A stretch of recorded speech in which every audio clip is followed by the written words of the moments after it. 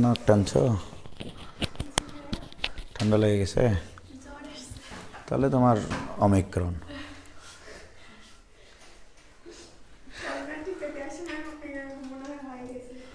না, সবারই যার জ্বর টেস্ট করলেই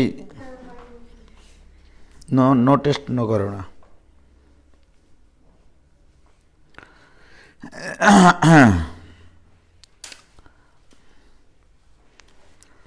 এগুলো অনলাইন ক্লাস আজকে লামির উপপাদ্য, লামি দিয়ে শুরু করব, তারপর আবার ফিরবো তোমার ইয়াতে। সেকেন্ড ইয়ার মাস্টার গ্রুপ সব কভার করবে। ওয়ালাইকুম সালাম। ওয়ালাইকুম সালাম।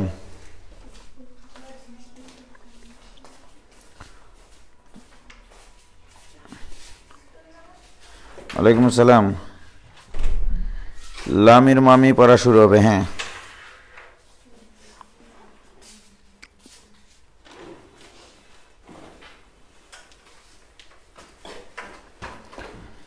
কেমন আছেন গো ভাই? আলহামদুলিল্লাহ ভালো আছি। আমরা স্থিতিবিদ্যা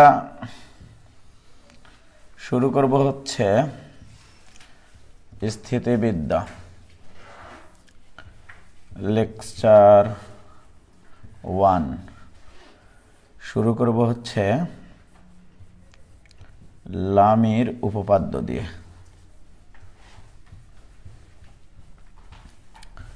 লামির উপপাদ্য বানানটাও বলে লিখলাম, যাই হোক। তো স্থিতিবিদ্যা শুরু করতেছে লামির উপপাদ্য দিয়ে, কারণ হচ্ছে সামান্তরিক সূত্র, এগুলো অবশ্য ফিজিক্সেও পড়া আছে, তারপরেও আবার ফিরবো আমরা, কিন্তু লামি দিয়েই শুরু করব। তো দেখো তোমরা যে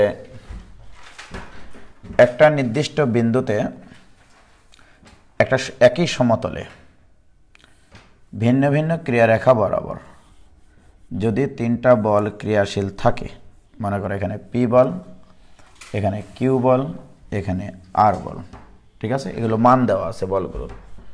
তাহলে ও বিন্দুতে, রাইট, এখানে কয়েকটা পয়েন্ট আছে। একটা পয়েন্ট হচ্ছে বলগুলো সমতলে একতলীয় হতে হবে, বলগুলো একতলীয় হতে হবে, একতলীয়। তারপরে বলগুলো একতলীয় হবে, বলগুলো একটি বিন্দুতে ক্রিয়াশীল হবে, একটি বিন্দুতে ক্রিয়াশীল হতে হবে, বলগুলো একটি বিন্দুতে ক্রিয়াশীল হতে হবে, এবং অবশ্যই 3টি বল ক্রিয়াশীল হতে হবে, 3টি বল ক্রিয়াশীল হবে, রাইট।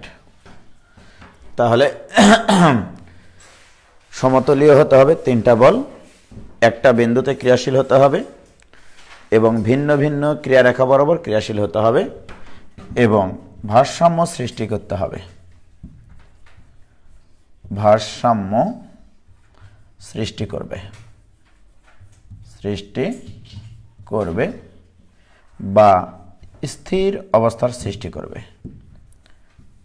স্থির অবস্থার সৃষ্টি করবে। তো এই সংক্রান্ত একটা উপপাদ্য আমরা নাম নিচ্ছি না, কিন্তু এইগুলোর তথ্য দিয়ে আমরা আমাদের জানা কনসেপ্ট দিয়ে কি কি ঘটনা ঘটে এই স্ট্রাকচারে, সেটা যদি আমরা প্রমাণ আকারে নিয়ে আসতে পারি, পরে বলবো যে এটা আসলে একটা ফর্মুলা বা এটা একটা উপপাদ্য, রাইট। কটা বিন্দুতে ক্রিয়াশীল হতে হবে? একটা বিন্দুতে ক্রিয়াশীল হতে হবে, ভিন্ন ভিন্ন ক্রিয়ারেখা বরাবর ক্রিয়াশীল হতে হবে, একই তলের উপরে থাকতে হবে। একই তলের উপরে মানে বুঝাইছি আমি যে এখানেই কাজে লাগাই।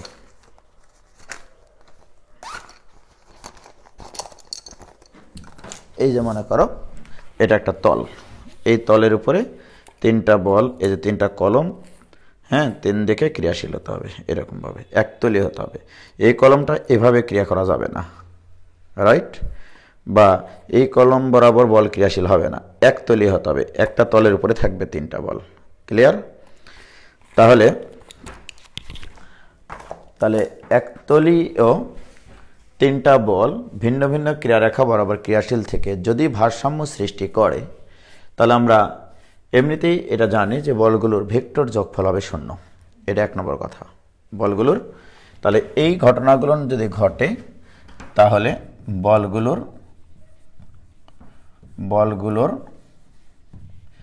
ভেক্টর যোগফল 0 হবে, রাইট? এরকম ঘটনা কেন ঘটে? কারণ হচ্ছে আমরা জানি যদি কোনো একটা বিন্দুতে দুইটা বল ক্রিয়াশীল হয়, তখন এই দুটা বলের লব্ধি হয়। এই দুটা বল নিয়ে যে সামান্তরিক অঙ্কন করা যায়, তাদের কর্ণ বরাবর হতে হয় ক্রিয়াশীল, রাইট? তাহলে এইটা হচ্ছে লব্ধি হবে এই দুটা বলের, এবং এই দুটা বলের যদি ভেক্টর রূপ পি ভেক্টর এবং কিউ ভেক্টর হয়, তাহলে এই লব্ধি ভেক্টরটা হবে কত? এই লব্ধি ভেক্টরটা হবে P plus Q vector, right?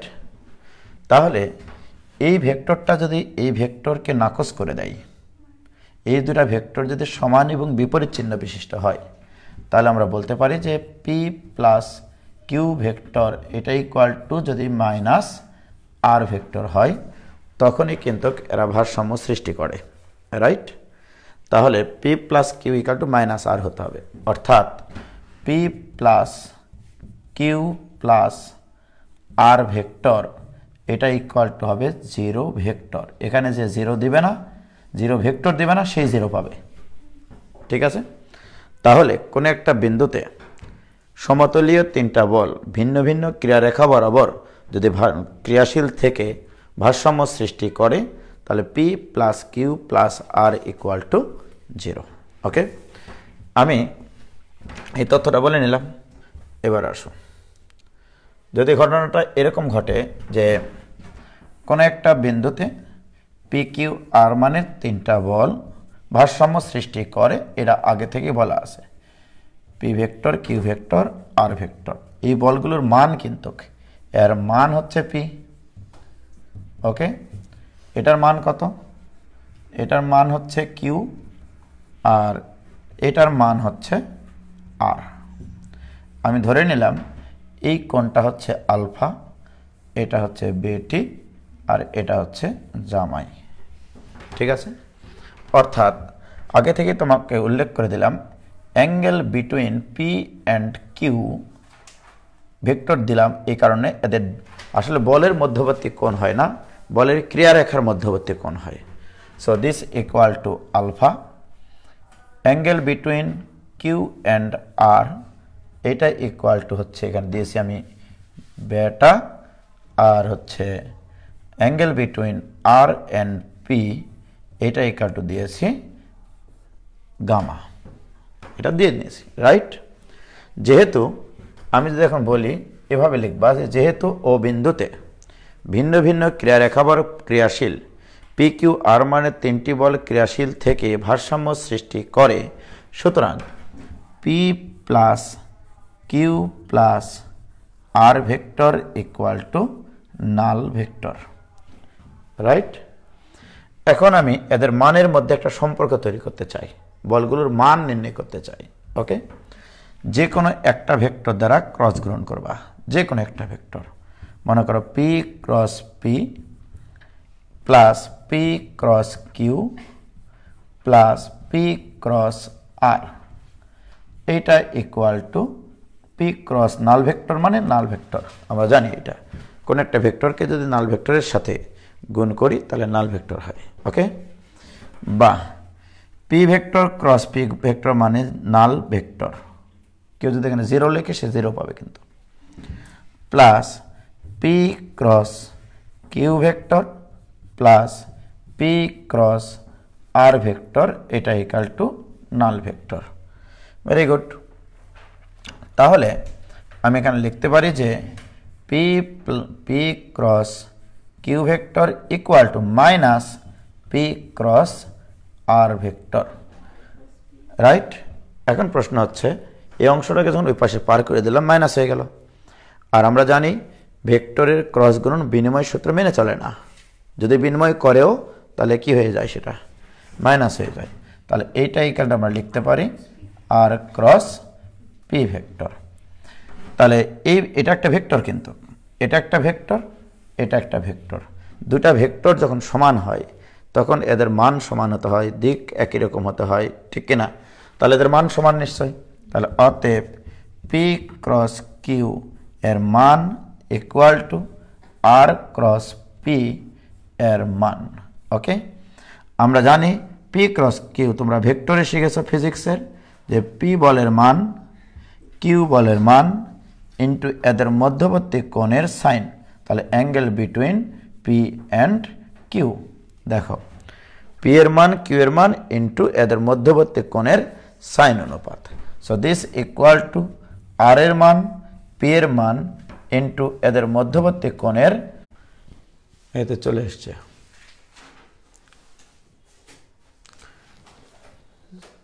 চলে না, এখন চলছে।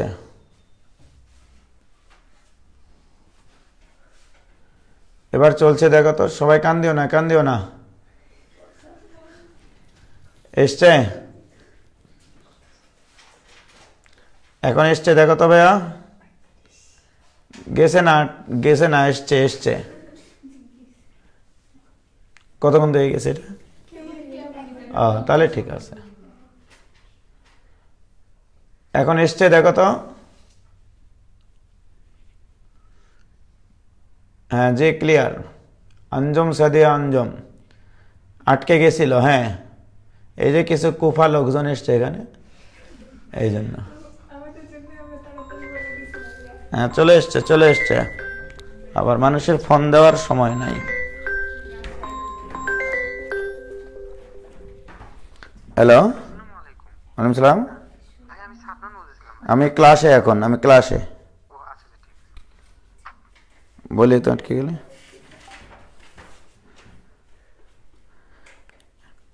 আসছে আসছে আসছে, একটু বেড়াতে গেছিল, সরি। তো যেটা বলছিলাম যে পি এবং কিউ এর মধ্যবর্তী কোণ আলফা, আর এবং পি এর মধ্যবর্তী কোণ গামা। আর কিউ ডিভাইডেড বাই কি লিখতে পারবো, সাইন গামা, এটা equal to R divided by sine alpha. এটা হচ্ছে ইকুয়েশন নম্বর 1। আমি এখানে কি দ্বারা ক্রস গুণন করে এই কাজটা করলাম বলো তো? পি দ্বারা ক্রস গুণন করে কিউ এবং আর এর মধ্যে সম্পর্ক নিয়ে এসছে কিন্তু, রাইট।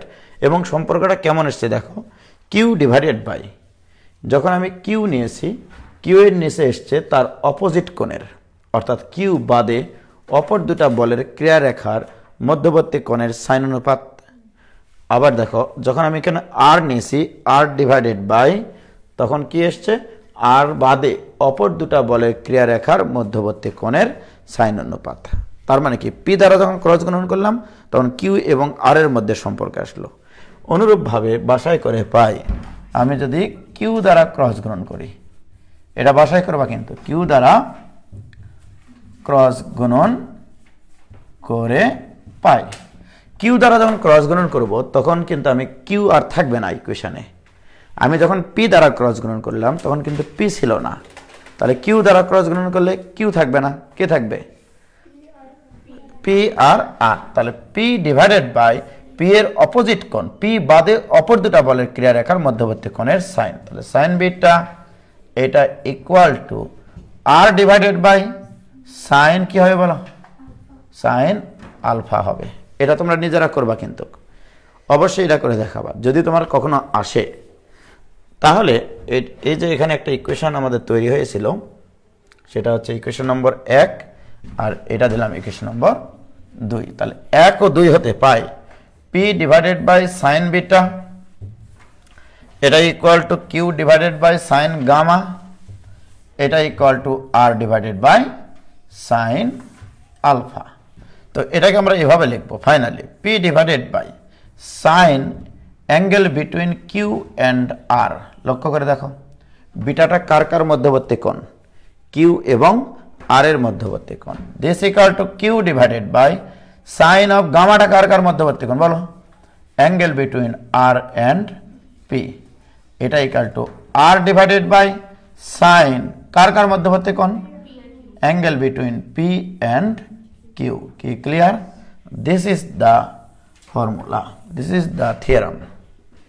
যে কোনো একটা বিন্দুতে ভিন্ন ভিন্ন ক্রিয়ারেখা বরাবর একই সমতলে তিনটা বল যদি ক্রিয়াশীল থাকে এবং তারা যদি ভারসাম্য সৃষ্টি করে, কি কি করবে? একটা বিন্দুতে ক্রিয়াশীল হতে হবে, একতলীয় বা সমতলীয় বল হতে হবে, তিনটা বল থাকতে হবে, ভারসাম্য সৃষ্টি করতে হবে। তাহলে প্রত্যেকটা বলের মান হবে অপর দুইটা বলের ক্রিয়ারেখার মধ্যবর্তী কোণের সাইন অনুপাতের সমানুপাতিক। রাইট? দিস ইজ কল্ড লামির মামি। ঠিক আছে, এটাকে বলা হয় লামির উপপাদ্য। ঠিক আছে, তাহলে লামির উপপাদ্যটা যদি তোমাকে বিবৃতি করতে বলে তাহলে সুন্দর করে ভাষাটা লিখবা এইভাবে। আমি কিন্তু লামির কথা প্রথমে নিইনি, যদি বা লিখেছিলাম যে লামি দিয়ে শুরু করব। তো এখন লামির উপপাদ্যের বিবৃতি লিখবা। তাহলে বিবৃতি স্টেটমেন্ট এরকমভাবে লিখবা, সমতলে সমতলে কোন নির্দিষ্ট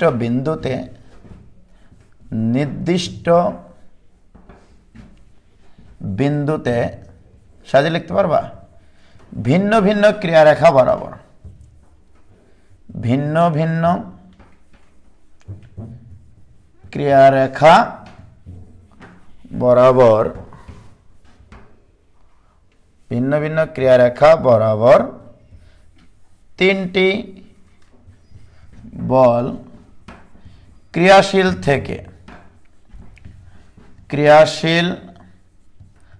থেকে ভারসাম্য সৃষ্টি করলে, ভারসাম্য সৃষ্টি করলে প্রতিটি বলের মান হবে, প্রতিটি বলের মান হবে অপর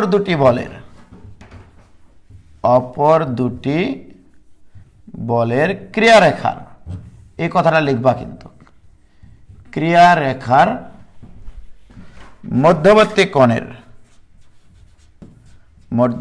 কোণের সাইন অনুপাতের সমানুপাতিক। সাইন বাংলাতে লিখলেও হবে সাইন অনুপাতের সমানুপাতিক। আমি কিন্তু আগে বিবৃতিটা দেইনি, রাইট? জাস্ট এই জিনিসটা লিখে দিয়ে আসবা। যদি বলে লামির উপপাদ্যটি বিবৃতি করো এবং প্রমাণ করো, তাহলে আগে বিবৃতিটা লিখে নেবা যে সমতলে কোনো নির্দিষ্ট বিন্দুতে, সমতলে হতে হবে, একটা নির্দিষ্ট বিন্দুতে হতে হবে, ভিন্ন ভিন্ন ক্রিয়ারেখা বরাবর হতে হবে, তিনটি বল থাকতে হবে এবং ভারসাম্য সৃষ্টি করতে হবে। 1, 2, 3, 4, 5টা কন্ডিশন থাকতে হবে। সেখানেই আমরা এই স্টেটমেন্টটা পাবো যে প্রত্যেকটা বলের মান হবে অপর দুটা বলের মধ্যবর্তী কোণের সাইন অনুপাতের সমানুপাতিক। কি ক্লিয়ার?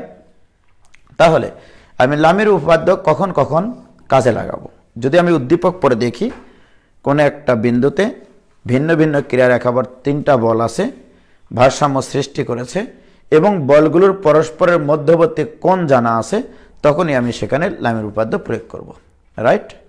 এবার আসো লামির উপপাদ্যের আমরা মানে সংক্রান্ত যে প্রবলেমগুলো আসে আর কি পরীক্ষায়, ঠিক আছে? আর প্রমাণ যদি আসে তাহলে তুমি বিবৃতিটা এখান থেকে দেওয়ার পরে শুরু করবা এখান থেকে, জাস্ট এখান থেকে। রাইট?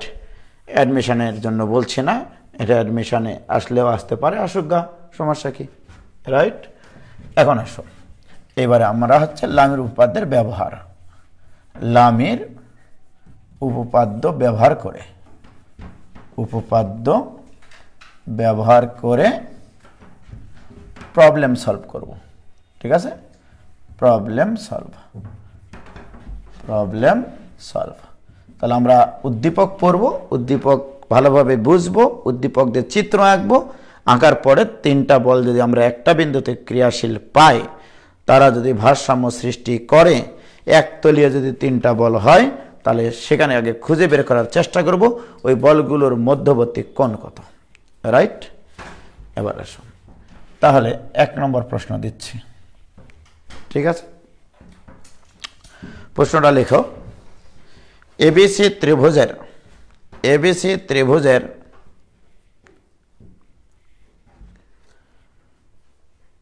অন্তকেন্দ্র হতে, এবিসি ত্রিভুজের, প্রশ্নটা লেখো, আমি লিখবো না, লিখতে অনেক সময় লাগবে, বলতেও সময় লাগবে। এবিসি ত্রিভুজের অন্তকেন্দ্র হতে বিপরীত, মানে অন্তকেন্দ্র হতে শীর্ষবিন্দু বরাবর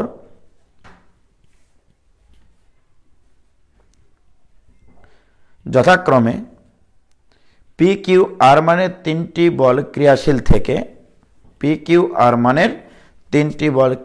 থেকে, ভারসাম্য সৃষ্টি করলে, আবার বলছি, এবিসি ত্রিভুজের অন্তকেন্দ্র হতে শীর্ষবিন্দু বরাবর ক্রিয়াশীল যথাক্রমে পি কিউ আর মানের তিনটি বল ক্রিয়াশীল থেকে ভারসাম্য সৃষ্টি করলে যা কিছু সম্ভব নির্ণয় করো, যতগুলো প্রমাণ নিয়ে আসা সম্ভব নির্ণয় করো। রাইট? এই প্রমাণগুলো নিয়ে আসার জন্য আমার বেশ কিছু জিনিসপত্র জানা থাকতে হবে। যখন যে সিচুয়েশনে যে জিনিসপত্রটা লাগবে সেটা একটু রিভিউ করে দেব। রাইট? তাহলে তোমরা সর্বপ্রথম এবিসি একটা ত্রিভুজ আঁকবা। এবিসি একটা ত্রিভুজ, ভাষা লিখবো আমি। অ্যাডমিশন টেস্টে ভাষা লেখার প্রয়োজন নাই। ওকে, শুধু আমাদের ফাইনাল পরীক্ষায় বা একাডেমিক পরীক্ষাগুলোতে ভাষাগুলো লিখতে হবে। রাইট? তাহলে ধরে নিলাম অন্তকেন্দ্র আই। সর্বপ্রথম তোমাকে জানতে হবে অন্তকেন্দ্রটা কিভাবে তৈরি হয়। আমরা জানি কোন একটা ত্রিভুজের অন্তস্থ কোণগুলোর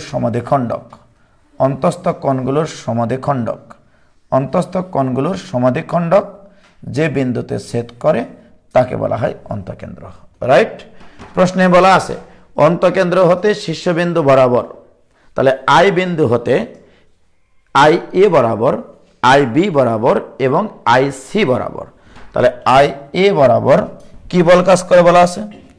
পি বল। যথাক্রমে যখন এবিসি ত্রিভুজের এই বিন্দুটা প্রথম বিন্দু, তাহলে আই এ বরাবর পি বল কাজ করে, আই বি বরাবর কিউ বল কাজ করে, আই সি বরাবর আর বল ক্রিয়াশীল। কি ক্লিয়ার? তাহলে তোমাকে লিখতে হবে এরকম ভাবে, ধরি এই লেখাগুলো ফাইনাল মানে অ্যাডমিশন টেস্টে লেখার দরকার নাই। ধরি এবিসি ত্রিভুজের অন্তকেন্দ্র আই। রাইট? এবার লিখবা আই বিন্দুতে I A, I B, I C বরাবর যথাক্রমে পি কিউ আর মানের তিনটি বল ক্রিয়াশীল থেকে ভারসাম্য সৃষ্টি করে। ক্লিয়ার? তাহলে প্রশ্নে বলা ছিল, এটা তো আমি বলি নাই। তাহলে তোমাদের সাথে আমার কথা ছিল উদ্দীপকের কথাগুলো দিয়ে একটা চিত্র আঁকতে হবে। চিত্র আঁকার পরে বলগুলোকে প্লেস করতে হবে। করার পরে যদি আমরা দেখি যে আমার তিনটা বলের ক্রিয়াবিন্দু একটা, ক্রিয়ারেখা তিনটা ভিন্ন ভিন্ন, সমতলে যদি হয়, ভারসাম্য যদি সৃষ্টি করে, সর্বপ্রথম কাজ হচ্ছে তাদের মধ্যবর্তী কোণ নির্ণয় করতে হবে। রাইট? তাহলে আমার এই মুহূর্তে প্রয়োজন মধ্যবর্তী কোণ। তাহলে মন দিয়ে এই কোণগুলো তোমাকে নির্ণয় করতে হবে। রাইট? এই কোণগুলো নির্ণয় করবা কি করে? দেখো,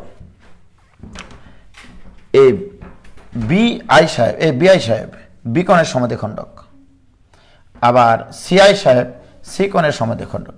বিআইসি একটা ত্রিভুজ, তাহলে বিআইসি ত্রিভুজতে ত্রিভুজের 3 কোণের সমষ্টি কত বলতে পারবা? ত্রিভুজের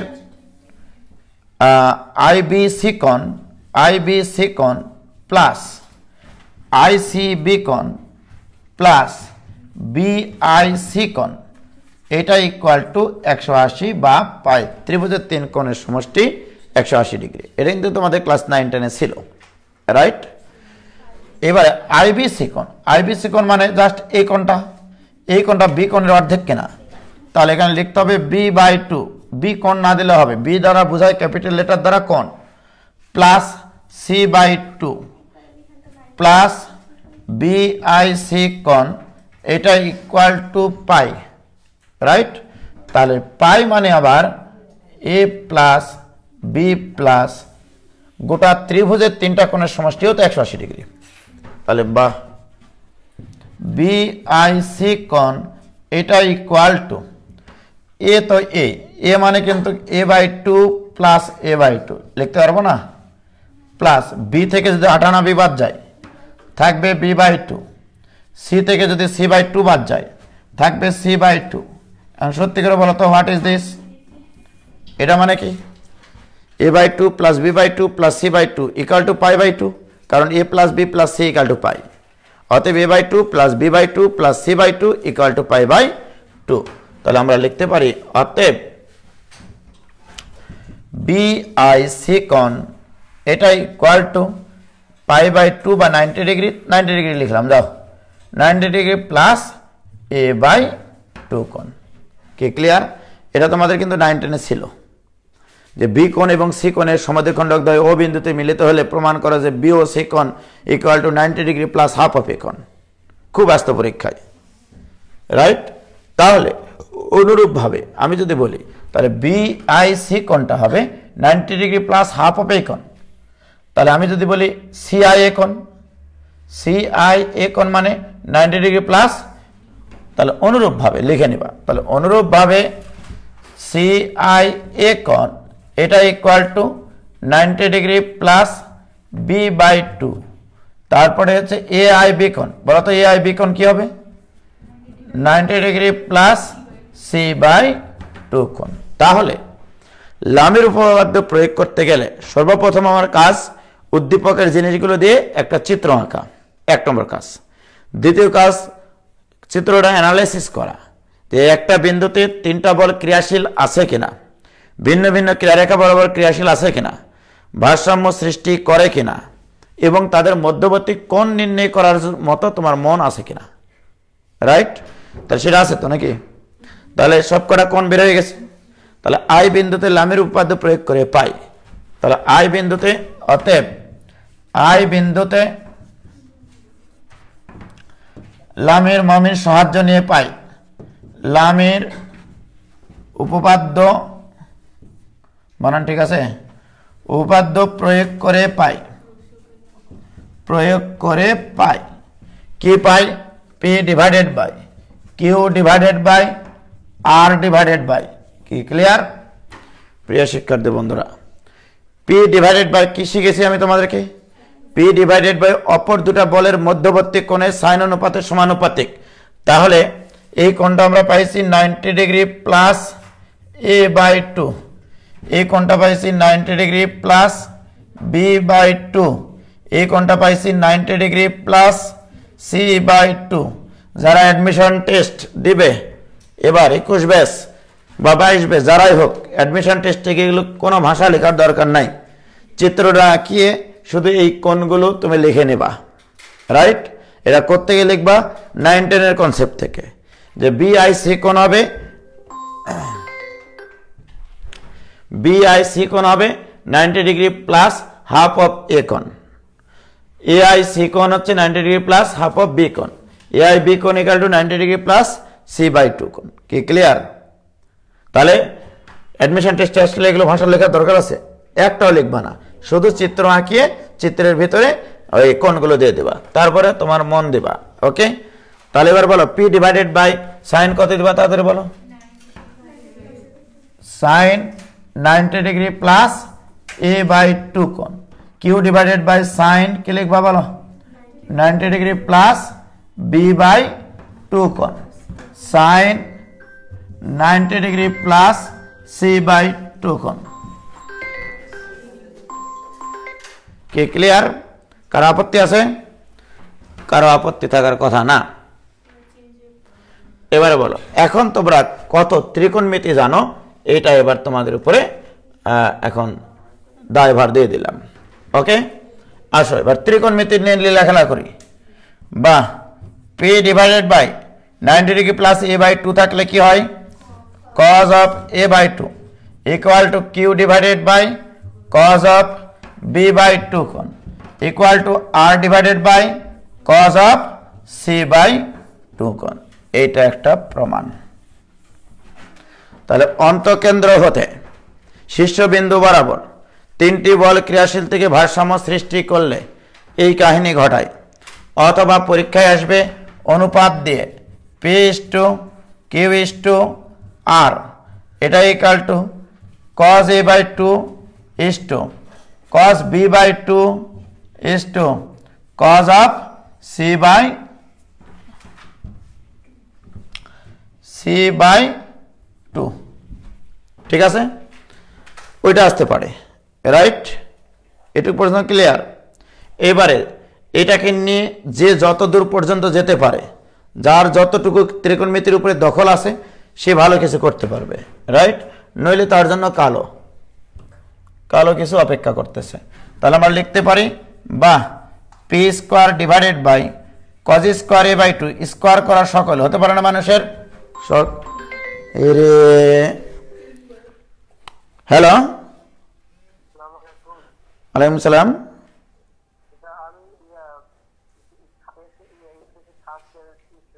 আমি এখন ক্লাসে আছি, কোনোদিনও 10টা থেকে 12টার ভিতরে ফোন দিবা না, ঠিক আছে?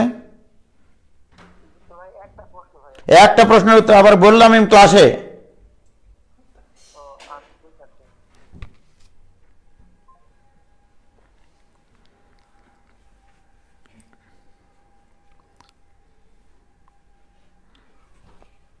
তাহলে কি দাঁড়ালো বিষয়টা? গাল খেলো গালে।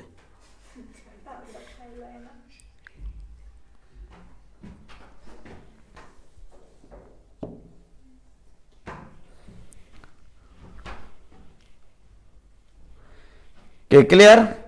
এবার আসো, তাহলে P square by cos square a/2 square করতেছি, Q square divided by cos square b/2 equal to R square divided by cos square c/2। ঠিক আছে?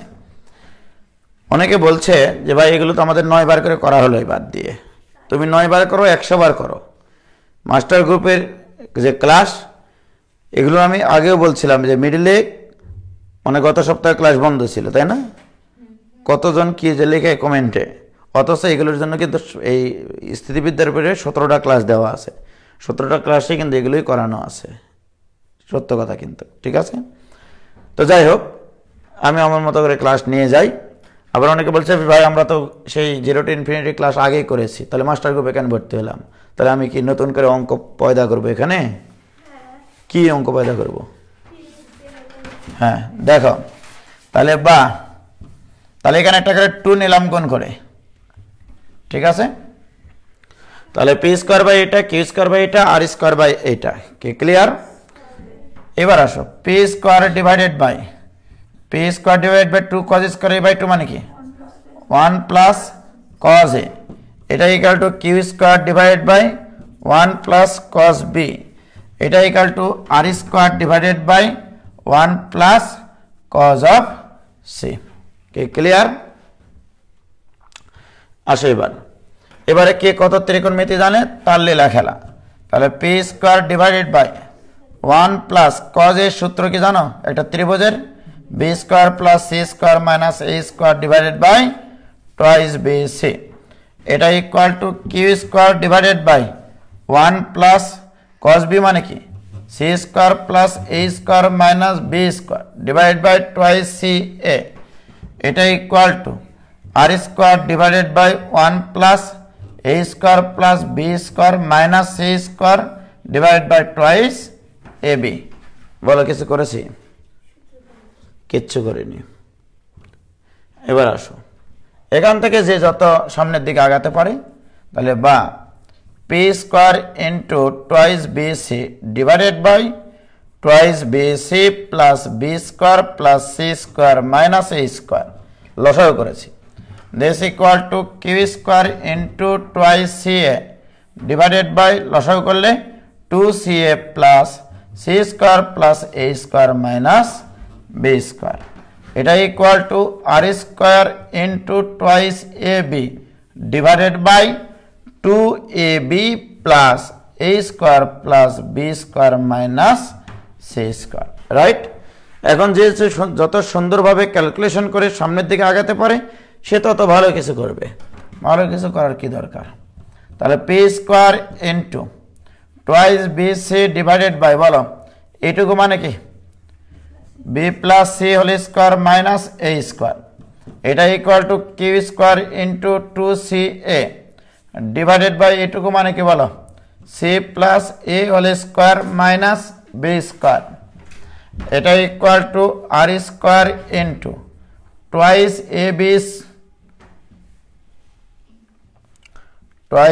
এ বি ডিভাইডেড বাই কত বলো তো? A plus B whole square minus C square. এখন তোমরাই বলো, এ square minus B স্কোয়ারের যদি সূত্র ফেলি তাহলে এখানে A plus B plus C আসবে, এখানে একটা A plus B plus C আসবে, ওখানে একটা A plus B plus C আসবে। তাহলে A plus B plus C যদি আমি, তাহলে P square into twice B C divided by, কেটে দিলাম কিন্তু, A plus B plus C, A plus B plus C, A plus B plus C, তিনটা পদে তিনটা পক্ষে তো আছে নাকি? তাহলে এখানে থাকবে B plus C minus A, এটা equal to Q square into twice C A divided by C plus A minus B, এটা equal to R square into twice A B divided by A plus B minus C. কোনটা কেটে গেছে বলো তো? সবকটার হরে যে A plus B plus C নামক একটা উৎপাদক ছিল সেটা কাটতে একবারে কুচি কুচি হয়ে গেছে। এখন আসো, এখানে আরো কথা আছে, এটা কিন্তু বি এর ডিজাইনটা সুন্দর। P square divided by A into B plus C minus A, এটা equal to Q square divided by B into C plus A minus B, এটা equal to R square divided by C into A plus B minus C. তাহলে একটা ত্রিভুজের কি করেছি বলতো? এখানে একটা এ দ্বারা গুণ করেছিলাম, এখানে একটা এ দ্বারা ভাগ করেছিলাম, এই হুঁশ আছে? চাই আছে। এখানে বি দ্বারা গুণ করেছি, এখানে বি দ্বারা ভাগ করেছি, এখানে সি দ্বারা গুণ করেছি, এখানে সি দ্বারা ভাগ করেছি, ওই জিনিসটা আমি লিখেছি, রাইট? তাহলে তোমাকে কে কে জিনিস মনে রাখতে হবে? দেখো, এই প্রমাণটা মনে রাখতে হবে, মুখস্থ রাখতে হবে যদি এমসিকিউ কিছু করতে চাও, রাইট? একটা ত্রিভুজের তিনটা বাহুর দৈর্ঘ্য দেওয়া থাকবে, এমসিকিউ এর ফিলিংসগুলো দেখো। P square divided by A into B plus C, এখানে তুমি এই চিত্রটা নিয়ে এখন তুমি এটা যদি অন্তকেন্দ্র আই হয়, এখান থেকে যদি এই বরাবর আই এ বরাবর আই বি বরাবর, এই জিনিসগুলো এখন তুমি অ্যাডমিশন টেস্টের জন্য ভালোভাবে মনে রাখতে হবে তোমাদেরকে। এটা হচ্ছে পি বল, এটা কিউ বল, আর এটা হচ্ছে আর বল। এটা হচ্ছে স্মল এ, এটা স্মল বি, এটা স্মল সি। তোমাকে মনে রাখতে হবে পি স্কোয়ার ডিভাইডেড বাই এর অপোজিট দিকে যে বাহু আছে সেই বাহুটা বাইরে, এবং অপর দুটা বাহুর যোগফল থেকে ওই বাহুটা বাদ, এটা মাথায় রাখতে হবে। এই অ্যানালাইসিসটা আমি একটা ত্রিভুজের তিনটা বাহুর দৈর্ঘ্য দিয়ে দেব, দিয়ে বলবো এই ত্রিভুজের অন্তকেন্দ্র হতে, যেহেতু এটা অন্তকেন্দ্র হতে আমি কিন্তু একটা থিওরি প্রমাণ করলাম। থিওরিটিক্যাল অঙ্ক হয় সবসময় স্থিতিবিদ্যায়, রাইট? কোনো সংখ্যা দিয়ে আসে না, সাধারণত এমসিকিউ এগুলো আসে, রাইট? তোমাকে বলবে দুই ধরনের এমসিকিউ প্রশ্ন হয় এখান থেকে, যে এবিসি ত্রিভুজের তিনটা বাহুর দৈর্ঘ্য দেওয়া আছে, ওকে? বিসি এর দৈর্ঘ্য দেওয়া থাকবে, সি এর দৈর্ঘ্য দেওয়া থাকবে, এ বি এর দৈর্ঘ্য দেওয়া থাকবে। অন্তকেন্দ্র হতে শীর্ষবিন্দু বরাবর পি কিউ আর মানে তিনটি বল ক্রিয়াশীল থাকলে P is to Q is to R equal to what, ABC এর মান দেওয়া থাকবে। তোমার প্রশ্ন দেওয়া থাকবে এরকম ভাবে, এবিসি ত্রিভুজে আমাকে প্রশ্ন করতে দিলে আমি এই ধরনের এমসিকিউ প্রশ্ন করতাম। এবিসি ত্রিভুজে বিসি ইকুয়াল টু মনে করো 3, আমি বললাম সিএ ইকুয়াল টু মনে করো তোমার হচ্ছে 5 দিলাম আর কি, সমস্যা আছে? আচ্ছা, আবার এবি ইকুয়াল টু দিলাম হচ্ছে 6 একক, 3, 5, 6, এটা কি ত্রিভুজ গঠন করতে পারে না? অবশ্যই ত্রিভুজ গঠন করতে পারে, কারণ একটা ত্রিভুজের যে কোনো দুই বাহুর সমষ্টি তৃতীয় বাহু অপেক্ষা বৃহত্তর। এইবার আমি তোমাকে প্রশ্ন করলাম, অন্তঃকেন্দ্র হতে শীর্ষবিন্দু বরাবর যথাক্রমে পি কিউ আর মানে 3টি বল ক্রিয়াশীল থাকলে P is to Q is to R equal to what? তখন তোমাকে চিন্তা করতে হবে এভাবে, ত্রিভুজ আঁকে চিন্তা করতে হবে, এটা এ, এটা বি, এটা সি, বিসির দৈর্ঘ্য 3, এটা 5, এটা 6, তাহলে এখান থেকে পি বল, এখান থেকে কিউ বল, এখান থেকে আর বল, যেহেতু যথাক্রমে বলা আছে, তাহলে বলো পি স্কোয়ার ডিভাইডেড বাই ই মানে কত? 3, তাহলে 3 ইন্টু এই দুটার যোগফল থেকে 3 বাদ, এই দুটার যোগফল থেকে 3 বাদ। এইভাবে তোমাকে স্কিল বাড়াতে হবে, এইভাবে প্রশ্ন সলভ করতে হবে নিজে নিজে।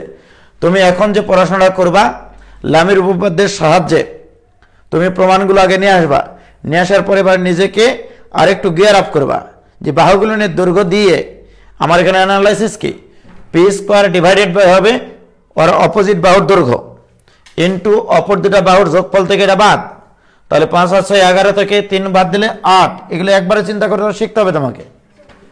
এটা equal to Q square divided by 5 into 3 আর 9 6 থেকে 5 বাদ দিলে 4, এটা equal to R square divided by R স্কোয়ারের অপোজিট বাহু 6 ইন্টু এই দুটার যোগফল থেকে 6 বাদ, তাহলে 2, তাহলে অতএব P square divided by 24, Q square divided by 20, R square divided by কত হবে বলো?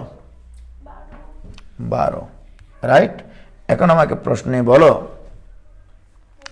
যে আমি যদি অন্য করি এখন, তাহলে পি বাই √6 কত আসবে? 2√6 এটা equal to Q divided by 2√5 নাকি গো? এটা equal to R divided by কত? 2√3, রাইট? 8 আর 8 ফু দিয়ে উড়ানো যায়। এবং তুমি মজার বিষয় দেখো, P divided by √6, Q divided by √5, তাই কি না? আর আর ডিভাইডেড বাই কত এসছে? √3, অন্তঃকেন্দ্রগামী হলে, ঠিক আছে? হ্যাঁ হ্যাঁ, ওই রকম না, P divided by √6, Q divided by √5 আর আর ডিভাইডেড বাই √3, কোনো সিকোয়েন্স না। অর্থাৎ তোমার এখানে এমসিকিউ আসলে তোমাকে ওই তথ্যটা ব্যবহার করলেই তোমাকে এটা বের করা যাবে। অর্থাৎ P is to Q is to R equal to √6 is to √5 is to √3। আমি এই ধরনের এমসিকিউ প্রশ্ন দেব অ্যাডমিশন টেস্ট, আমাকে খালি প্রশ্ন করতে দিক, দেখো যদি এরকম না করি। আমি এই ধরনের প্রশ্ন দেব না, আমি না দিয়ে দেব এরকম প্রশ্ন। দেখো এখন কি মনে হচ্ছে না যে একটু আলাদাভাবে শিখতেছি? সাই বলেছি এই জিনিস যদি দেখাতে পারো তোমার খাতায়, কোর্স ফি তোমার ফেরত, ঠিক আছে? আমি তোমাকে বললাম যে এটা হচ্ছে মোটামুটি 30 ডিগ্রি, এটা মনে করো 60 ডিগ্রি, এটা মনে করো 90 ডিগ্রি দিয়ে দিলাম। ত্রিভুজের 3 কোণের সমষ্টি আমরা জানি। এখন আমার প্রশ্ন, এ বি সি একটা ত্রিভুজ, এই ত্রিভুজের অন্তঃকেন্দ্র হতে আই এ বরাবর, আই বি বরাবর এবং আই সি বরাবর যথাক্রমে পি কিউ আর মানে 3টে বল ক্রিয়াশীল। এবারে P is to Q is to R equal to what? Just এই প্রশ্নই দেব। আমি কিন্তু আরেকটা প্রমাণ করে রেখেছিলাম, P is to Q is to R এটা equal to cos a by 2 cos b by 2 is to cos c by 2, এটা তোমাকে মুখস্থ রাখতে হবে। দিস ইকুয়াল টু, তাহলে cos a বাই 2 মানে 30 বাই 2 মানে হচ্ছে cos 15 degree, is to cos 30 degree is to cos 45 degree. এবার আসো cos 15 ডিগ্রির মান ত্রিকোণমিতিতে পড়ানো আছে, ওখান থেকে মুখস্থ করে লিও। ঠিক আছে, পারবা কিনা বলো? কি ক্লিয়ার? কত cos 15 ডিগ্রির মান কত? শিওর? ভুল বলতেছ। cos 15 ডিগ্রি মানে 45 মাইনাস 30।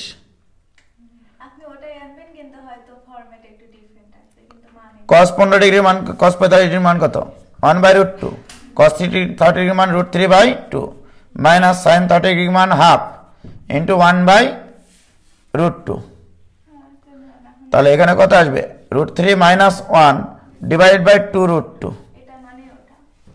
ঠিক আছে, তাহলে কে ক্লিয়ার? তাহলে √3 মাইনাস 1, তাহলে √3 minus 1 divided by 2√2 is to cos 30 ডিগ্রির মান √3/2। তারপরে এখানে থাকবে হচ্ছে তোমার cos 45 ডিগ্রির মান 1/√2। এবার 2√2 দ্বারা প্রত্যেকটা অনুপাতকে গুণ। কোথায়? cos of a minus b এর সূত্র ফেলেছি। cos 15 ডিগ্রি, ও সরি একই কথা। আচ্ছা যাই হোক, ঠিক আছে। এবার 2√2 দ্বারা গুণ করবা প্রত্যেকটা অনুপাতকে। গুণ করলে এখানে কত হবে বলো? √3 প্লাস 1 অনুপাত 2√2 দ্বারা গুণ করলে হবে √6 অনুপাত 2√2 দ্বারা গুণ করলে হবে 2। এই যে এটা অ্যান্সার। আমি তো পরীক্ষায় দেবো এইভাবে প্রশ্ন, তখন তো বলবো যে মনে করার নেই অঙ্ক, আমরা পারবো কি করে, রাইট? তাহলে মনে রাখতে হচ্ছে তোমাকে অন্তঃকেন্দ্র হতে বিপরীত শীর্ষবিন্দু বরাবর তিনটা বল যদি ক্রিয়াশীল হয় পি কিউ আর, কোণ থাকুক আর বাহুর দৈর্ঘ্য থাকুক, বলগুলোর অনুপাত তোমাকে বের করতে বলবো আমি। ঠিক আছে, তখন দেখবো নি কি করো তোমরা। ঠিক আছে, তাহলে অন্তঃকেন্দ্রের নারী ভুঁড়ি সব বের করে দিয়েছি, এতদিন পর্যন্ত এই পর্যন্ত করাইছি। আজকে জাস্ট এইটুকু অ্যানালাইসিস করার জন্য অ্যাবিলিটি তৈরি হয়, সেই জন্য এইটুকু করালাম। কি ক্লিয়ার? আবার মনে গেছে নাকি? ওটাই আর কি। তাহলে অন্তঃকেন্দ্রের কাহিনী শেষ। আরে আল্লাহ, অন্তঃকেন্দ্র করতেই গোটা পেজ শেষ। ক্লিয়ার? এবার আসো লেখো এবার পরিকেন্দ্র হতে। একই ভাষা, আগের অঙ্ক আর এই অঙ্ক সেম। আগের অঙ্কের ভাষা গোটাটা লিখে ফেলো, শুধু লিখবা এবিসি ত্রিভুজের পরিকেন্দ্র হতে শীর্ষবিন্দু বরাবর যথাক্রমে পি কিউ আর মানে তিনটি বল ক্রিয়াশীল থেকে ভারসাম্য সৃষ্টি করলে যা কিছু সম্ভব সব নির্ণয় করো। যা কিছু সম্ভব সব নির্ণয় করো। কি ক্লিয়ার? অথবা ও এখানে আরেকটা কথা বলেনি, নইলে আবার বলবেন এগুলো তো বলেননি। কোন একটা ত্রিভুজের তিনটা এবিসি ত্রিভুজ, এইভাবেই বলবে এবিসি ত্রিভুজের তিনটি কোণ এবিসি যদি এটা হয়, তাহলে বলগুলোর ক্রিয়াবিন্দু কোথায়? বলগুলোর ক্রিয়াবিন্দু কোথায় বলতে হবে অন্তঃকেন্দ্র। এই সম্পর্ক দেওয়া থাকলে বলগুলোর ক্রিয়াবিন্দু ত্রিভুজটির অন্তঃকেন্দ্র, অথবা এই সম্পর্ক দেওয়া থাকলেও বলগুলোর ক্রিয়াবিন্দু অন্তঃকেন্দ্র। কি ক্লিয়ার? মনে থাকবে না? উল্টা প্রশ্ন, এমসিকিউ প্রশ্ন কিভাবে কিভাবে হতে পারে আমি সেটা বলছি কিন্তু। ঠিক আছে, যে জাস্ট এই সম্পর্কটা দিয়ে একবারে বলবে যে বলগুলোর ক্রিয়াবিন্দু কোথায়, এটা দিয়ে, অথবা এই সম্পর্ক দিয়ে বলবে যে বলগুলোর ক্রিয়াবিন্দু কোথায়। ঠিক আছে, অন্তঃকেন্দ্র মনে থাকে যেন, পরে আবার বলো না যে বলেননি আপনি। তোমাদের আবার কথা। তাহলে এবার এবিসি ত্রিভুজের পরিকেন্দ্র হতে শীর্ষবিন্দু বরাবর তিনটা বল ক্রিয়াশীল করাবো আমরা। ওকে, তাহলে দেখো এই হচ্ছে একটা বৃত্ত। এই বৃত্তের অভ্যন্তরে যে ত্রিভুজ, এই ত্রিভুজের পরিবৃত্ত বলা হয় এটাকে। বোঝা গেল? এ বি সি, এটা হচ্ছে একটা ত্রিভুজ। এবিসি ত্রিভুজের এটা পরিকেন্দ্র ধরে নেবা ও। ভাষা লিখবো না কিন্তু, আগের মতোই ভাষা লিখতে হবে। এবারে ও এ বরাবর, ও বি বরাবর এবং ও সি বরাবর পি কিউ আর মানে তিনটি বল ক্রিয়াশীল থেকে ভারসাম্য সৃষ্টি করে। পি কিউ আর মানে তিনটি বল ক্রিয়াশীল থেকে ভারসাম্য সৃষ্টি করে। তোমাদের সাথে আমার কথা ছিল, কোনো বিন্দুতে একতলীয় তিনটা বল ভিন্ন ভিন্ন ক্রিয়ারেখা বরাবর ক্রিয়াশীল থেকে যদি ভারসাম্য সৃষ্টি করে, তাহলে আমাকে আগে খুঁজে বের করতে হবে তাদের মধ্যবর্তী কোণ কিভাবে বের করা যায় আমাদের সরল মন দিয়ে। ঠিক আছে, তোমাদের সরল মন না, ক্রিটিক্যাল মন। তাহলে আমরা এখন এদের মধ্যবর্তী কোণ বের করতে চাই। তাহলে এই কোণটা বের করতে চাই, তোমাদেরকে এখানে একটা কথায় লিখতে হবে, ওই আগের ওই ভাষাগুলো ঠিক রাখবা কিন্তু। ধরি এবিসি ত্রিভুজের পরিকেন্দ্র ও এ, ও বি এবং ও সি বরাবর পি কিউ আর মানে তিনটি বল ক্রিয়াশীল থেকে ভারসাম্য সৃষ্টি করে, রাইট। এরপরে লিখবা, আমরা জানি বৃত্তের একই চাপের উপরে দণ্ডায়মান কেন্দ্রস্থ কোণ বৃত্তস্থ কোণের দ্বিগুণ, এই কথাটা লিখবা, রাইট। দেখো তো বাবা, বিসি চাপের উপরে এটা কেন্দ্রস্থ কোণ কিনা? বিসি চাপের উপরে বৃত্তস্থ কোণ এটা, ওইটাই আর কি এ। তার মানে আমরা লিখবো, ওই কথাটা আগে লিখে নেব যে আমরা জানি বৃত্তের যে কোনো চাপের উপরে দণ্ডায়মান কেন্দ্রস্থ কোণ বৃত্তস্থ কোণের দ্বিগুণ। এটা আসতো না পরীক্ষায়? তাহলে এখানে লিখবা বি ও সি কোণ, বি ও সি কোণ ইকুয়াল টু টুয়াইস এ। তারপরে সি ও এ কোণ এটা ইকুয়াল টু টুয়াইস বি। আবার এ ও বি কোণ এটা ইকুয়াল টু টুয়াইস সি। আর অ্যাডমিশন টেস্ট আলাদা, এখানে শুধু টুয়াইস এ দিয়ে দিবে, এখানে টুয়াইস বি দিয়ে দিবে, এখানে টুয়াইস সি দিয়ে দিবে, আর কিচ্ছু করার দরকার নাই। স্যার বুঝে লিখ, কেন এটা টুয়াইস এ হলো, কেন টুয়াইস বি হলো, কেন টুয়াইস সি হলো, এগুলো 9-10-এ শিখেছি, রাইট। আর একাডেমিকে লেখার সময় সব ভাষাগুলো লিখে শুধু বলে দিতে হবে আমরা জানি বৃত্তের একই চাপের উপরে দণ্ডায়মান কেন্দ্রস্থ কোণ বৃত্তস্থ কোণের দ্বিগুণ, এই জন্য কাহিনী এটা, রাইট। তাহলে অতএব ও বিন্দুতে লামের মামের সাথে সলা পরামর্শ করে পাই, ও বিন্দুতে লামের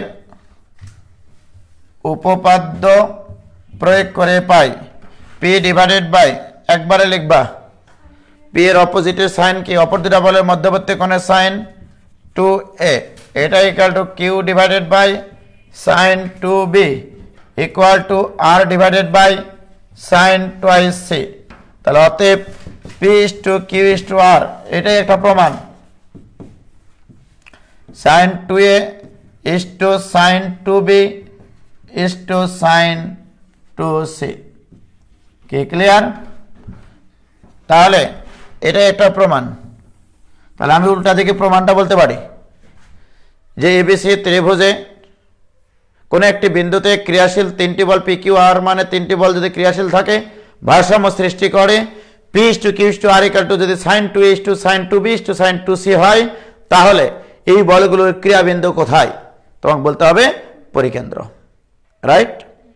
আর যদি এটা ত্রিভুজের তিনটা কোণ দিয়ে দিই আমরা, যদি প্রশ্নে বলে দিই পরিকেন্দ্র হতে শীর্ষবিন্দু বরাবর ক্রিয়াশীল পি কিউ আর মানে তিনটি বল ক্রিয়াশীল থেকে ভারসাম্য সৃষ্টি করলে P is to Q is to R equal to what? তখন তুমি এখানে এ কোণ বি কোণ আর সি কোণ মান বসাতে পারবা না? বলো পারবা কিনা? তাহলে অঙ্ক খতম, কি ক্লিয়ার? এখন আসো, তাহলে আমি যদি এখন বলি এখান থেকে আর যত দূর আগাইতে পারো আরো প্রমাণ আসবে তো নাকি? দেখো এখন লীলা খেলা করি ত্রিকোণমিতি নিয়ে। P divided by sine twice এর সূত্র কে কে জানে? 2 সাইন এ কজ এ, এগুলো তো আবার ভুল করো। Q divided by sine 2 sine B cos B, এটা equal to R divided by 2 sine C cos of C. কিছু করেছি? আচ্ছা, এবার ডান পাশে লিখবা আমরা এবিসি ত্রিভুজের সাইন সূত্রানুসারে পাই A by sine A equal to B by sine B equal to C by sine C, এটা ইকুয়াল টু একটা ধ্রুবক কে, এটা ইকুয়াল টু ধ্রুবক কে। এই কে এর মান কিন্তু পরিব্যাসার্ধের দ্বিগুণ, এখানে কে এর মান হয় টুয়াইস আর, কে এর মান হবে টুয়াইস আর। এই আরটা না দিয়ে এখানে আর প্রাইম দিবা যদি আর দিতে চাও, কারণ একটা আর তুমি ইতিমধ্যে বল হিসেবে ব্যবহার করেছ। আর এখানে আর প্রাইমের বৈশিষ্ট্য হচ্ছে ওই পরিবৃত্তের ব্যাসার্ধ, পরিবৃত্তের ব্যাসার্ধ কে দিলেই হবে কিন্তু, কারণ 2r লিখতে গেলে 3 বার লিখতে হবে, তার মানে কতগুলো কালি খরচ হবে তোমার কলমে, ঠিক কিনা? তাহলে অতএব বলো তোমরা, এই 2 তো ফু দিয়ে উড়ে দেওয়া যায়, তাই কিনা? তাহলে p ডিভাইডেড বাই সাইন এর মান কত? সাইন এর মান a বাই k, সাইন এর মান তাহলে a by k into cos a, এটা equal to q divided by বলো b by k into cos b, এটা equal to r divided by c by k into cos of c। যেগুলো বাহু হিসেবে সেগুলো কিন্তু স্মল লেটারে, আর যেগুলো কোণ হিসেবে সেগুলো কিন্তু ক্যাপিটাল লেটারে, জিনিসটা খেয়াল রাখো। তাহলে এখন আসো এখানে, তাহলে অতএব p divided by a cos a equal to q divided by b cos b, এটা equal to r divided by c cos of c। তাহলে এটা একটা প্রমাণ। এদের অনুপাত দিয়ে আরেকটা প্রমাণ, p is to q is to r, এটা equal two a cos a is to b cos b is to c cos of c। তাহলে এগুলোর উল্টা প্রমাণ হতে পারে, দেখো তো বলো উল্টা প্রমাণ হতে পারে কিনা?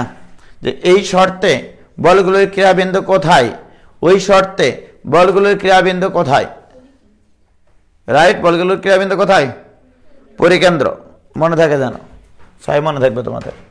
তাহলে বা p divided by a into, খেলা শেষ হয়নি তো, এখানে হবে b square plus c square minus a square divided by twice bc, মনে আছে? q divided by b into cos b এর সূত্র, c square plus a square minus b square divided by twice ca equal to r divided by c into কিরে কলমে কালি শেষ, a square plus b square minus c square divided by twice ab। এখন একটু ছোট্ট একটা কাজ করতে হবে, এই যে সাদা কালি লিবা তোমাদের খাতায়, এখানে একটা a দ্বারা গুণ করবা, এখানে একটা স্কোয়ার দিবা সাদা কালি দিয়ে, এখানে b লিখবা, এখানে স্কোয়ার দিবা, এখানে c লিখবা, এখানে স্কোয়ার দিবা, ঠিক আছে? সাদা কালিতে লিখবা সাদা কাগজের উপরে, স্যার বুঝতে পারবে না যে ওখানে কি লিখেছিল, ম্যাজিক পেন দিয়ে লিখবা, ঠিক আছে? তাহলে বা p divided by a square into b square plus c square minus a square, this equal to q divided by b square into c square plus a square minus b square equal to r divided by c square into a square plus b square minus c square. কি সুন্দর একটা কাহিনী দেখেছো? অন্তকেন্দ্রের সময় যে উপরে যখন square ছিল নিচে স্কোয়ার ছিল না, আর পরিকেন্দ্রের ক্ষেত্রে উপরে স্কোয়ার নাই তো নিচে স্কোয়ার সবগুলোতে, ঠিক কিনা বলো? অন্তকেন্দ্রের ক্ষেত্রে এগুলো অ্যানালাইসিস তো করবা না, পড়ালেখা করবা না, খালি আয়নার সামনে দাঁড়িয়ে থাকবা, তাহলে হবে না তো। অন্তকেন্দ্র থেকে যখন কাজ করতেছিল তখন প্রমাণটা এসেছিল p square by a into b plus c minus a, মনে আছে? q square divided by b into c plus a minus b, আর r square divided by c into a plus b minus c, এটা যখন অন্তকেন্দ্র তখন। আর পরিকেন্দ্রের সময় আমার প্রমাণটা আসলো এটা, এগুলো মুখস্থ রাখতে হবে। যেখানে স্কোয়ার এক জায়গায় স্কোয়ার থাকলে আর জায়গায় থাকবে না, সোজা হিসাব। অন্তকেন্দ্রের ক্ষেত্রে উপরে স্কোয়ার, আর পরিকেন্দ্রের ক্ষেত্রে নিচের সবগুলোর উপর স্কোয়ার, এভাবে মনে রাখতে হবে। তাহলে একটা ত্রিভুজের তিনটা বাহু দিয়ে আমি যদি বলি পরিকেন্দ্র হতে শীর্ষবিন্দু বরাবর পি কিউ আর মানে তিনটি বল ক্রিয়াশীল থেকে ভারসাম্য সৃষ্টি করলে P is to Q is to R equal to what, বলো এবিসির মান বসিয়ে সেগুলো করা যাবে না? বলো করা যাবে কিনা? দেখি ছেলেমেয়েরা কি বলে।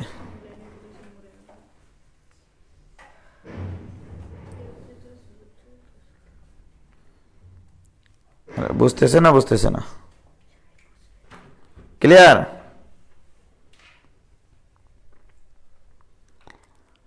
22 বেছে নিয়ে প্ল্যানটা যদি একটু বলতেন। আলী মাহমুদ মাহিম, প্ল্যান যেটা আমাদের আশেপাশে সবার সিলেবাস শেষ হয়ে গেছে। হ্যাঁ, ভালো করেছে। তোমরা এতদিন বসে আছো কেন? 0 to ইনফিনিটির ক্লাসগুলো করতে পারো নাই? তাহলে তো শেষ বলে সবাই, তোমরা বলবো আমাদেরও শেষ হয়ে গেছে, তাই কিনা?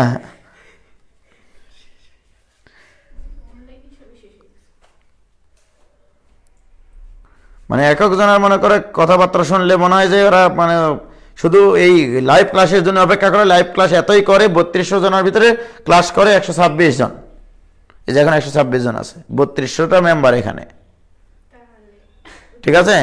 মানে এক একজন মনে হয় যে ওরা লাইভ ক্লাস সবাই করে।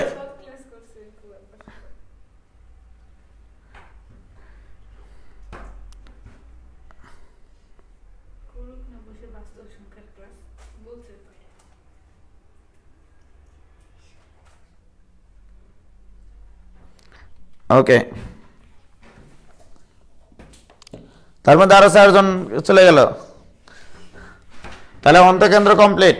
এরকম ভাবে জিপ করে পড়তে হয়। অন্তকেন্দ্র কমপ্লিট, পরিকেন্দ্র কমপ্লিট। এখন লম্ব কেন্দ্র থেকে, লম্ব কেন্দ্র থেকে মনে করো আমরা কিভাবে বলগুলো ক্রিয়া করালে তাদের মধ্যবর্তী কোণ জানা যায়। ভর কেন্দ্রের সাহায্যে আমরা কোণ বের করতে পারি না বলে করি না, ঠিক আছে? তাহলে আমাদের এখন লম্ব কেন্দ্র নিয়ে কাজ শেষ। তাহলে আজকের ক্লাস শেষ। কেন্দ্র দেখে সবগুলো করাবো এখনই। মনে হয় পারো না তুমি?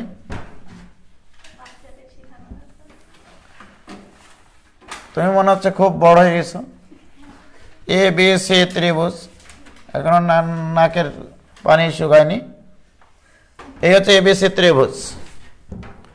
প্রশ্নে বলা আছে এবিসি ত্রিভুজের এর শীর্ষবিন্দুগুলো থেকে বিপরীত বাহু বরাবর লম্ব বরাবর, বাহুর উপরে লম্ব বরাবর 3টা বল এবার ক্রিয়াশীল। এটা পি বল, এখানে এই বরাবর কিউ বল, এবার এর উপরে লম্ব বরাবর হচ্ছে এই লম্ব হলো না গো, আচ্ছা লম্ব মানে লো, ঠিক আছে? এটা লম্ব, তাহলে এটা পি, এটা কিউ, এটা হচ্ছে এই বরাবর আর বল ক্রিয়াশীল। তাহলে এবার প্রশ্ন কি থাকবে বলো? তাহলে তোমাকে এবার চিন্তা করতে হবে এবিসি ত্রিভুজের, প্রশ্নটা লিখবে এইভাবে, এবিসি ত্রিভুজের লম্ব কেন্দ্র হতে বাহুগুলোর উপর লম্ব বরাবর, বাহুগুলোর উপর লম্ব বরাবর যথাক্রমে পি কিউ আর মানে 3টি বল ক্রিয়াশীল থেকে ভারসাম্য সৃষ্টি করে।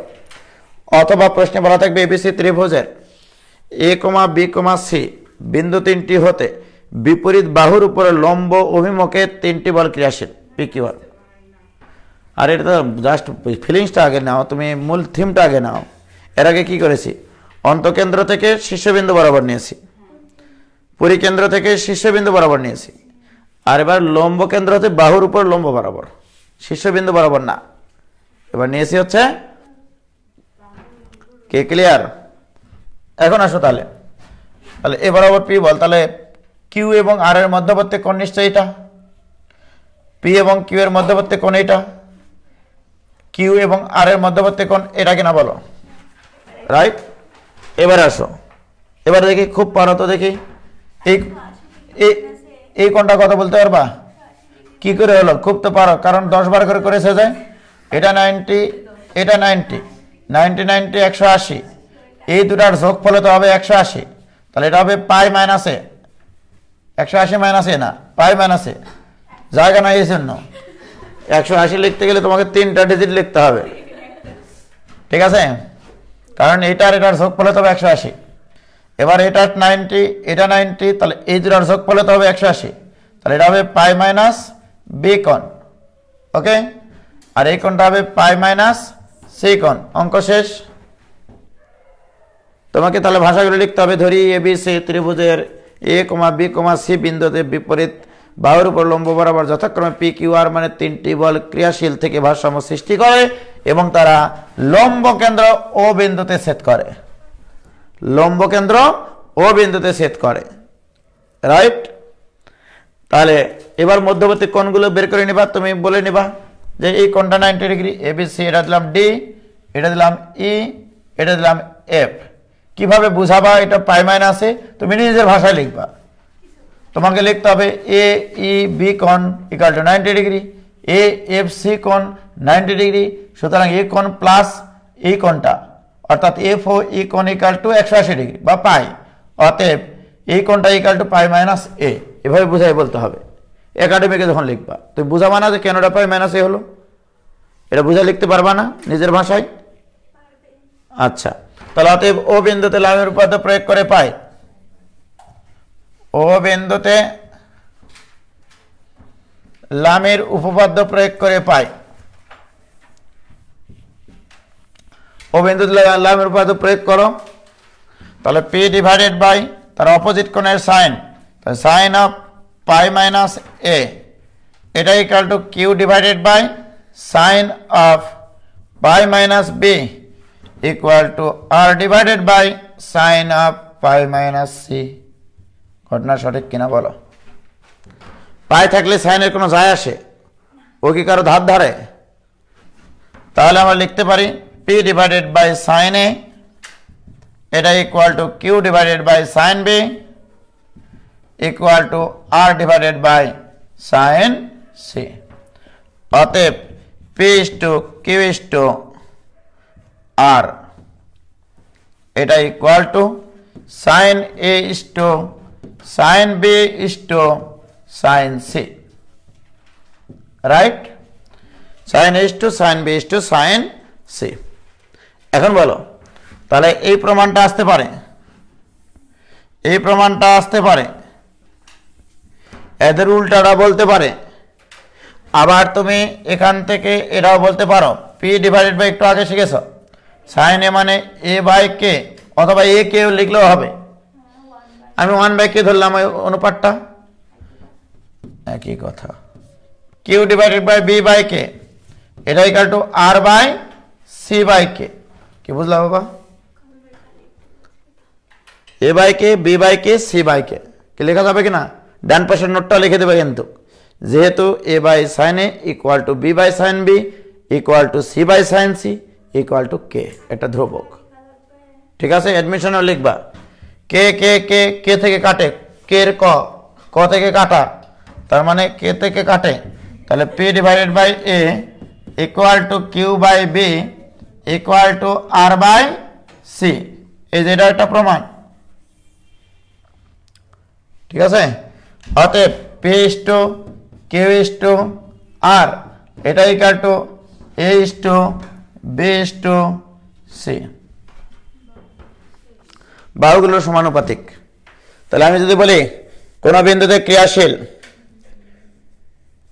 কোন বিন্দুতে ভিন্ন ভিন্ন ক্রিয়ারেখা বরাবর ক্রিয়াশীল তিনটি বল ভারসাম্য সৃষ্টি করে এবং সেই তিনটা বলের মান একটা ত্রিভুজের তিনটা বাহুর সমানুপাতিক হলে বলগুলোর ক্রিয়াবিন্দু কোথায়?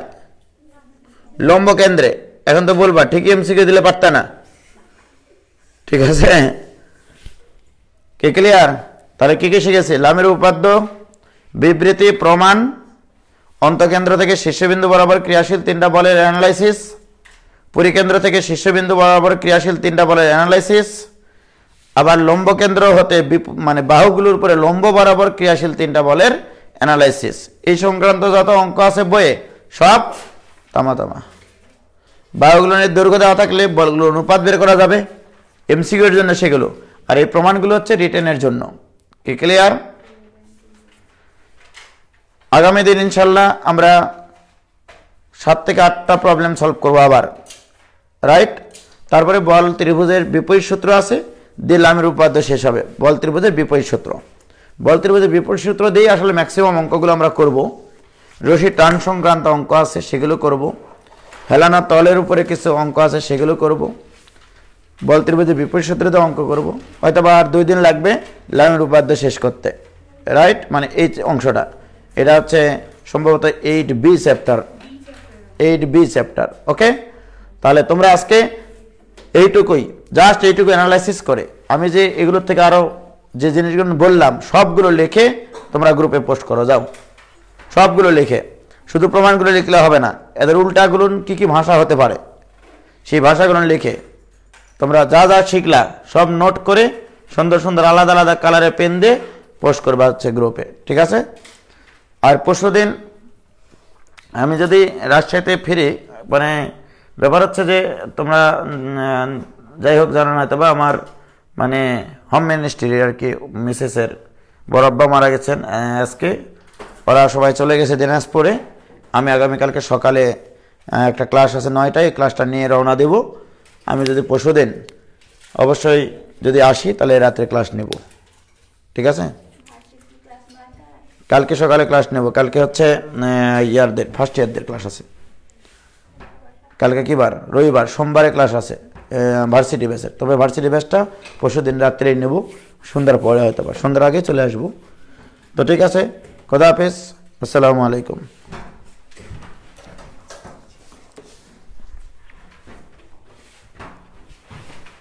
একটা বৃত্তের সেন্টারে কোণ 360 ডিগ্রি হলে ত্রিভুজের অন্তকেন্দ্রে 180 ডিগ্রি কোণ উৎপন্ন 180 ডিগ্রি হয়, তাহলে what is the difference between it?